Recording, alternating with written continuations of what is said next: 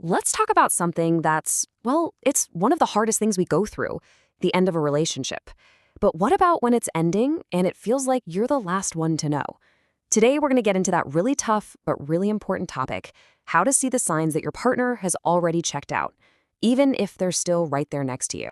And look, we have to be really direct here. This isn't about trying to fix things or, rewind the clock. This is about understanding those painful signals that tell you a relationship has run its course. It's about acknowledging that it might be time to break away. Really, it's about protecting your own peace. If you're watching this, chances are you've got that awful sinking feeling in your stomach, that constant confusion, the hurt, when their actions just don't add up. You know something is seriously wrong, and you're absolutely right to question it. Your gut feeling, that's you picking up on all the signals they're sending, even if they can't bring themselves to actually say the words. So what is this? Well, you can think of it as the final stage of the relationship.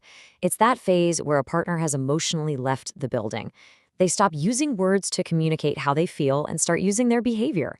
They want to leave, but for whatever reason, maybe it's guilt, maybe it's fear, they just won't say it. So instead, they show you. And here is the absolute key to understanding this. Their behavior is actually designed to make you so miserable, so confused, so full of self-doubt that you're the one who ends it. See how that works? They're ready to move on, but they're trying to make you feel like you're the problem. It's a really painful tactic, and just seeing it for what it is, that's the first step to taking your power back. So how can you be sure this is what's really going on? Okay, let's break down the 4 biggest danger signs.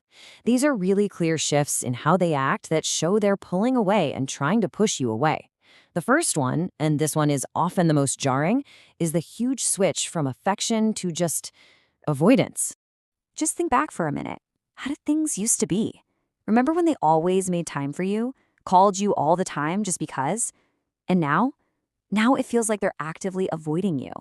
Your calls go to voicemail, they're always busy. It's like they're dodging not just you, but anything that has to do with you. You've gone from being a priority to feeling like a total inconvenience. All right, sign number 2. This is when support turns into constant criticism. All of a sudden, it feels like nothing you do is right. They pick apart everything: how you talk, what you wear, your opinions. And the goal here, let's be clear, isn't to help you. It's to grind down your self-esteem. In this criticism, it often cuts way deeper than just your habits. It starts to feel like they're attacking who you are as a person. The unspoken message, the one you feel in your bones, is you are not worthy of me. They want you to start believing that you're just not good enough for them. The third sign is that they completely stop taking responsibility for anything. I mean, think about it. When someone is invested, they say, I'm sorry when they mess up, right? They try to fix it. But a partner who has already checked out, they do the exact opposite. They get defensive, they're unapologetic, and they make it crystal clear they have zero intention of changing or even meeting you halfway. And this whole attitude usually gets summed up with that classic line, "This is who I am, take it or leave it." That phrase is a conversational brick wall. It's meant to shut you down. What they're really saying is, I'm done putting in the effort. Your feelings aren't my problem anymore. If you don't like it, you know where the door is. It's basically an invitation for you to walk away. And finally, their behavior can be just actively hostile. They'll start fights over the dumbest little things. They might even say things that they know will hurt you just to create a reaction, to create more distance between you. And then comes the lying. Because honestly, you and your feelings are no longer a priority that's worth protecting. It's all about making the atmosphere so toxic that you feel like you have no choice but to get out. So when you start putting all these pieces together, a pretty clear picture starts to form, doesn't it? This isn't just someone having a bad week. No, this is a pattern. It's a deliberate, even if it's subconscious, pattern of behavior. And there's a hidden message in everything they're doing. There's actually a term for this. It's called an indirect breakup. Basically, they don't have the courage or the respect to end things with you honestly, so instead they make your life miserable until you do the dirty work for them. They are literally trying to get you to break up with them. Let's just say that one more time so it really sinks in. They want you to be the one to finally say, this is over. That way, they get to avoid the guilt. They don't have to be the bad guy.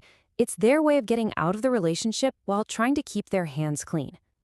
Now, seeing this pattern for what it is, I know it hurts.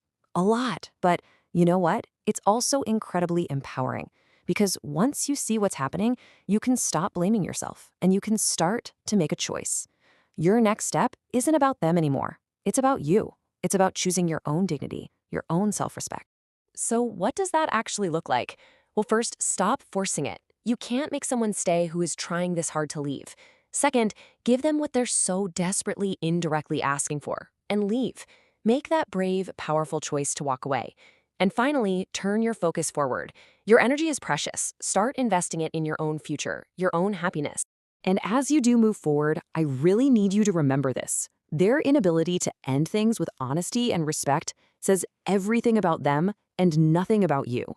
There is nothing wrong with you. You are a good person, and you deserve to be with another good person, someone who values you, respects you, and actually talks to you. So, the only question left is, are you ready to choose yourself?